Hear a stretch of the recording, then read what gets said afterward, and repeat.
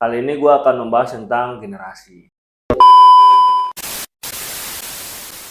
Belakangan rame banget kita membahas tentang generasi. Kalau gue bilang generasi, pasti teman-teman berpikirnya adalah yang saat ini hangat dibahas itu adalah generasi Z ya, atau teman-teman anak-anak muda sekarang yang mungkin saat ini sudah mulai memasuki dunia kampus atau masuk ke dunia-dunia pekerjaan di level-level awal, di mana mereka sangat ekspresif banget, di mana mereka benar-benar bisa mengungkapkan semua keluh kesahnya. Dan mungkin agak terlihat aneh buat teman-teman generasi X, generasi Y, baby boomers dan lainnya, seolah-olah menganggap mereka itu generasi yang cukup lembek, yang bisa dibilang banyak mengeluhnya dibanding kerjanya ya.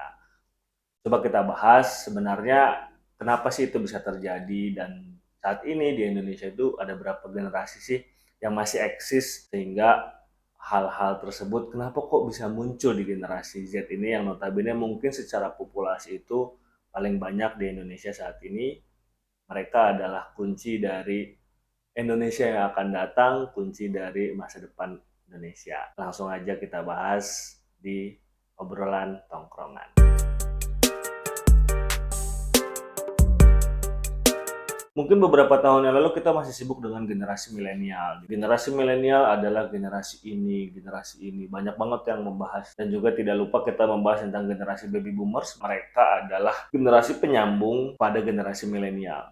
Dan saat ini yang eksis adalah generasi penyambung untuk generasi Z, itu adalah generasi milenial itu sendiri. Generasi baby boomers sudah tidak terlalu dibahas karena ya sudah tidak menjadi isu, tidak menjadi persoalan yang cukup viral dan seru untuk dibahas. Saat ini yang menarik adalah generasi Z, di mana sampai banyak sekali konten-konten yang membahas, bahkan ada tiktokers yang membahas seperti apa sih generasi Z itu. Karena banyak hal-hal unik, hal-hal yang di luar nalar mungkin menurut mereka, yang cukup berbeda dengan generasi-generasi sebelumnya.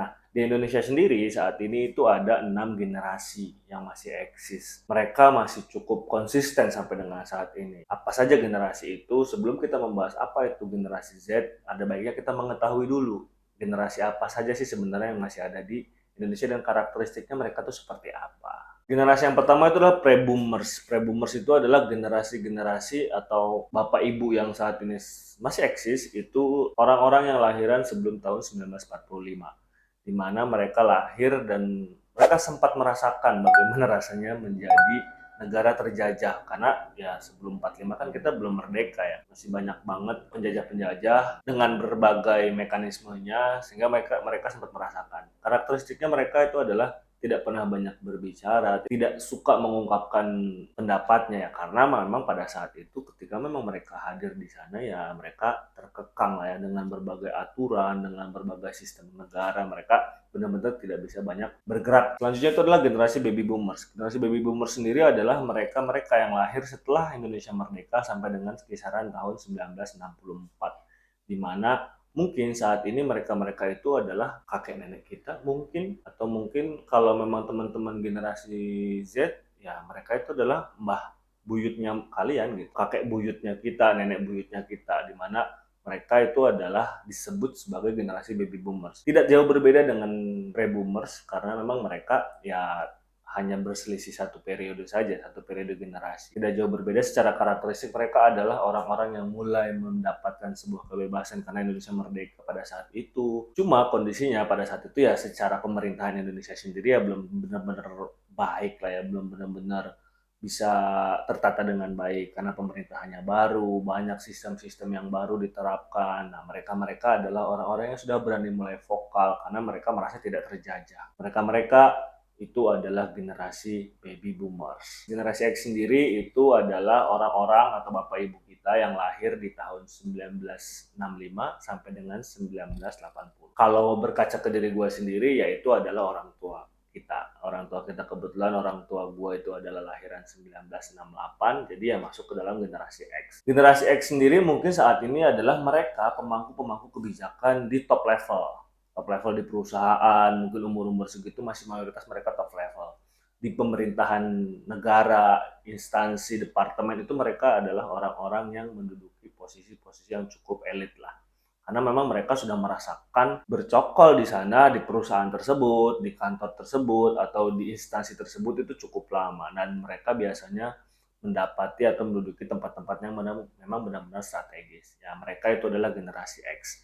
Di sini banyak sekali teman-teman tuh yang menganggap bahwa mereka ini adalah generasi baby boomers, padahal generasi baby boomers adalah generasi sebelumnya, di mana ya mungkin saat ini kalau kita berbicara usia ya mereka itu adalah kakek nenek kita ya. Tapi kalau generasi X yang saat ini umur-umur mungkin 40, 50, 60 itu masuknya adalah generasi X. Karena memang mereka dikategorikan sebagai generasi X, yaitu angkatan yang lahir di tahun 1965 sampai dengan 1980.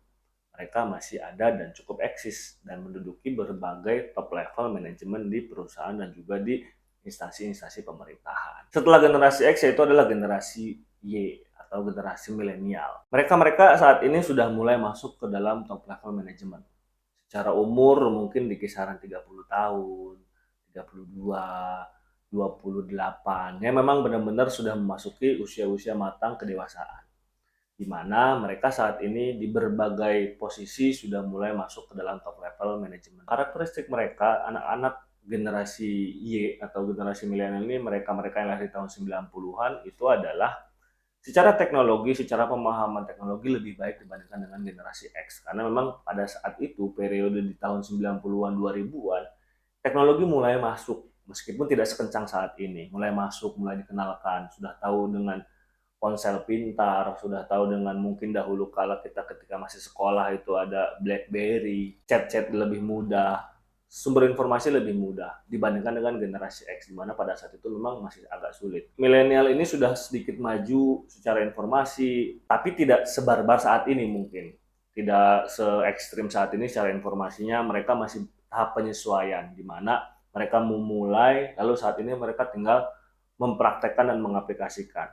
Nah, mereka sudah duduk di level top manajemen, sudah mulai masuk ke dalam top level manajemen di usia-usia 30, usia-usia 32, di mana mereka sudah bisa memasuki ke tahap-tahap sana. Secara pemikiran lebih matang, lebih dewasa, karena umur juga tidak bisa dibohongi, mereka sudah memasuki usia-usia di sekitar 25 sampai dengan 30 tahun. Nah, mereka inilah populasi nomor 2 yang ada, yang eksis di Indonesia saat ini, di bawah dari generasi yang terakhir yang akan gue bahas. Kalau kita berkaca ke karakteristiknya seperti apa, ya orang-orang umur-umur 30-an lah seperti apa karakteristiknya, yaitu adalah mereka generasi milenial. Tidak kalah jauh dibandingkan dengan generasi Z mungkin secara pemahaman, secara teknologi, tapi mungkin secara karakteristik cukup berbeda dengan generasi Z yang saat ini sangat-sangat di berbagai platform dibahas, di berbagai berita dibahas. Tapi mereka lebih baik secara informasi, secara teknologi pemahamannya dibandingkan dengan generasi X atau mungkin ayah kita, orang tua kita, ibu kita yang secara periodik mereka lahirnya di generasi X. Yang terakhir adalah generasi Z. Generasi Z yang saat ini cukup eksis. Sebenarnya ada juga yang membahas generasi pasca generasi Z itu, tapi mungkin mereka masih bocil-bocil, masih kecil-kecil yang mungkin belum terlalu seksi untuk dibahas. Cuma saat ini populasi terbanyak di Indonesia yaitu adalah generasi Z. Di mana generasi ini sudah mulai eksis, sudah mulai muncul, fresh graduate, mulai masuk ke dalam dunia kerja di berbagai lini, di berbagai perusahaan. Yang unik adalah banyak sekali yang membahas terkait generasi Z ini adalah keunikan-keunikan atau hal-hal baru yang mungkin tidak dirasakan oleh generasi-generasi sebelumnya. Banyak yang membahas bahwa mereka itu adalah lebih lembek, kurang struggling, banyak mengeluh, butuh healing, dan lain-lain. Mereka itu adalah generasi Z. Sebenarnya, kalau kita membedah lagi secara lebih dalam, mungkin di setiap generasi orang-orang seperti itu atau oknum-oknum seperti itu ada. Hanya saja medianya saja yang tidak tersampaikan. Saat ini di media yang cukup benar-benar vulgar, benar-benar mudah dalam menyampaikan sesuatu, dalam mengungkapkan apa yang ada di pikirannya, di hatinya, sehingga hal tersebut terekspos dengan mudah. Bandingkan dengan generasi-generasi sebelumnya yang mungkin mereka pun merasakan proses menjadi dewasa, proses menjadi seseorang yang benar-benar matang, pasti akan ada berbagai tahapan-tahapan yang mereka rasakan yang mungkin menguras emosi, menguras pikiran dan lain-lain. Hanya saja media yang mereka sampaikan itu tidak sevulgar saat ini. Mungkin mereka lebih banyak memendam, mereka lebih banyak bercerita kepada temannya, tidak dipublish langsung ke dunia sosial, tidak dipublish langsung ke lini masa sehingga menjadi konsumsi netizen yang cukup mudah gitu. Konsumsi netizen tersebutlah yang seolah-olah menjadi hal yang aneh atau menjadi hal yang unik yang menurut mereka mungkin berbeda dengan generasi sebelumnya sehingga melabeli bahwa generasi Z ini ya cukup lemah, lembek dan lain-lain. Padahal di setiap generasi ada orang-orang seperti itu dan setiap periode ada masanya dan setiap masa ada periodenya. Maka dari itu sebenarnya mungkin kalau gue berpikir sih sebenarnya di setiap generasi itu sama aja. Hanya saja media yang disampaikan dalam pengungkapan perasaan mereka itu beda-beda sehingga terlihat menjadi hal yang unik, hal yang baru. Sayangnya yang menjadi topik atau menjadi berita hangat itu adalah hal-hal yang negatif, hal-hal positif itu tidak menjadi hal yang hangat untuk dibahas. Mungkin dibahas tapi tidak menjadi hal yang bisa men-trigger orang untuk bisa melihatnya atau untuk bisa memperhatikannya. Tapi kalau berita negatif, aneh, berbeda dari yang secara umum itu menjadi topik, menjadi hangat dan panas untuk dibahas. Di sini gue membicarakan terkait bahwa sebenarnya banyak kok generasi-generasi Z juga yang mungkin mereka itu ya normal ala kadarnya gitu. Mereka berjalan dengan kehidupannya, kembali lagi setiap orang kehidupannya beda-beda. Mereka banyak kok yang benar-benar berjuang untuk keluarganya, berjuang untuk masa depannya gitu. Tanpa harus mereka harus mengeluh dan lain-lain. Hanya saja mungkin ada beberapa oknum yang mungkin mereka butuh menyalurkan beberapa keluh kesahnya melalui media sosial. Maka dari itu mungkin kita lebih bijak aja. Gue sih sebagai generasi milenial melihat ini sebagai fenomena yang biasa karena mungkin zaman dulu pun generasi gua di umur-umur 20-an, di umur-umur belasan mau mendekati 20 itu merasakan hal yang sama. Hanya saja mungkin medianya belum terbuka saat ini. Ya dulu kan mungkin kita masih pakai SMS, masih teleponan. Terus kalau kita mau mengeluh ya mungkin sudah ada Twitter, sudah ada Instagram, tapi pada saat itu kan belum seterbuka saat ini. Saat ini kan sudah banyak fanbase, sudah banyak berbagai media untuk menyampaikan informasi. Nah, di sisi lain sebenarnya menurut survei si generasi Z ini juga memiliki sisi positif di mana mereka itu lebih care, lebih peduli dengan orang lain, terbukti dengan berbagai konten di media sosial banyak yang mereka itu mendonasikan berbagai hal untuk orang-orang yang membutuhkan. Mereka membuat hal-hal unik untuk diberikan kepada orang lain yang membutuhkan. Sebenarnya banyak kok hal positifnya, tidak hanya hal negatifnya. Hanya saja berita yang paling enak untuk dibahas itu adalah berita hal-hal negatif atau di luar dari kewajaran. Maka dari itu kita sebagai orang-orang yang lebih bijak lah ya. Mungkin kalau gue sih bilangnya generasi milenial ini harusnya lebih bijak atau lebih matang lah dalam berpikir itu memandang hal ini sebagai hal fenomena biasa saja gitu. Biarkan mereka berekspresi, biarkan mereka menyampaikan apa yang mereka pikirkan, apa yang mereka keluhkan, mereka sampaikan agar itu bisa menjadi informasi untuk kita dan siapa tahu kita bisa bareng-bareng berpikir mencari solusinya bareng-bareng gitu. Kita sebagai generasi yang lebih matang harusnya bisa memberikan wahana atau memberikan pembelajaran kepada mereka yang lebih baik. Karena gue yakin kok di setiap generasi itu pasti akan ada orang-orang hebatnya.